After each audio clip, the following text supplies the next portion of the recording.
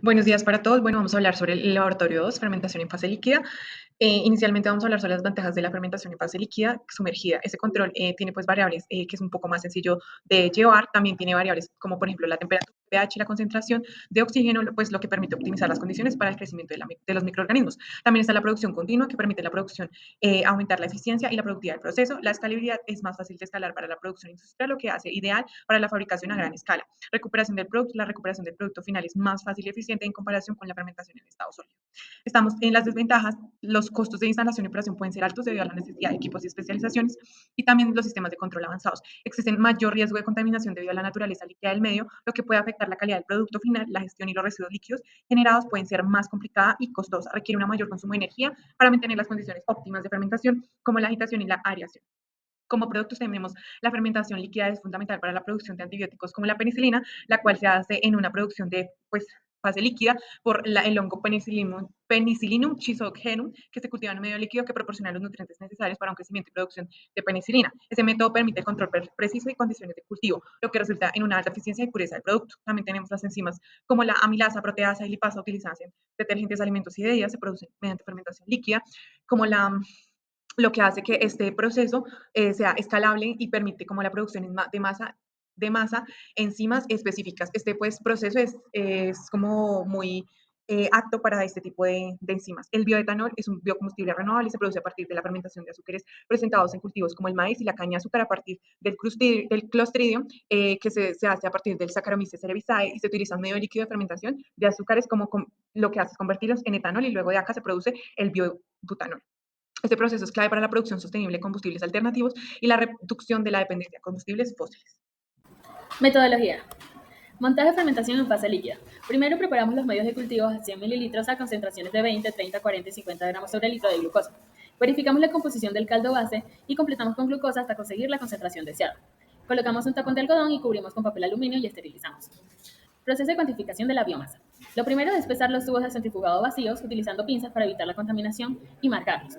Después transferimos 12 mililitros del caldo de cultivo de cada concentración a los tubos de centrifugado.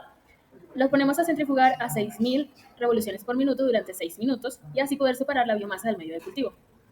Luego, descartamos el sobrenadante y añadimos nuevamente 2.000 litros del caldo. El proceso se repite hasta que se agote el caldo de cada concentración. Luego separamos el sobrenadante para la cuantificación de azúcares y etanol. Resuspendemos los peles en solución isotónica y centrifugamos nuevamente. Descartamos el sobrenadante, secamos los peles durante 72 horas a 60 grados Celsius y después los dejamos en un desecador durante 15 minutos para quitar el exceso de humedad. Pesamos los tubos de centrifugado en una balanza analítica utilizando las pinzas para movilizarlos. Proceso de cuantificación de azúcar y etanol. Tomamos 0.2 mililitros de sobrenadante, agregamos 0.8 mililitros de agua y 1 mililitro de reactivo DNS y lo colocamos a hervir por 10 minutos. Adicionamos 10 mililitros de agua y le damos la absorbancia a 540 nanómetros. Conservamos el sobrenadante y colocamos los pellets. Llevamos los pellets al laboratorio instrumental para realizar la cuantificación de etanol mediante cromatografía líquida. Resultados glucosa.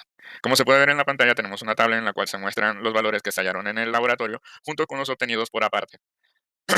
Como vemos, se manejan 4 muestras a diferentes concentraciones que varían de 20, 30, 40 hasta 50 gramos sobre litro respectivamente.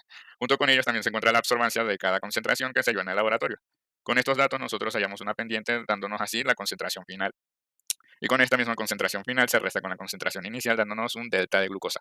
Como se puede apreciar, también hicimos un gráfico de barras en el cual se evidencian los diferentes valores de glucosa residual a diferentes concentraciones que se dieron. En el etanol pasa prácticamente lo mismo, solo que se sustituye la absorbancia por el área HPLC, en el cual con estos datos de concentración inicial y su área también hallamos una pendiente y con ello se halló la concentración final. Como se puede observar, también se hizo un gráfico de barras donde se puede evidenciar la concentración de etanol a las diferentes concentraciones que se dieron base. Para los resultados de la biomasa, hicimos un cuadro con respecto al peso del tubo vacío y el peso con el tubo de la biomasa, restando así entre ellos, dándonos como resultado el peso de la biomasa. Este peso se divide entre 0.1, ya que es la dilución que se realizó, dándonos la concentración de biomasa en gramos sobre litro. Para el caso de los rendimientos, se parte de concentraciones de glucosa de 20, 30, 40 y 50 gramos sobre litro, además de las concentraciones previamente calculadas para la biomasa, el etanol y el delta de glucosa, que es la diferencia entre la concentración inicial y final de glucosa.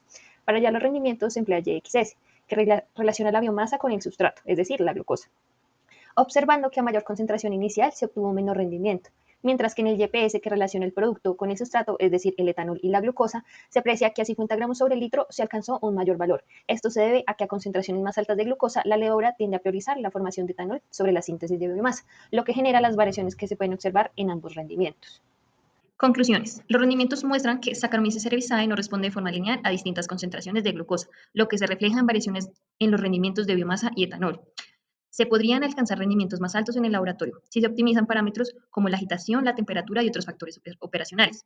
Y la fermentación en fase líquida resulta un método apropiado para la obtención de etanol, tal como se demuestra a partir de los rendimientos obtenidos. Referencias. Muchas gracias.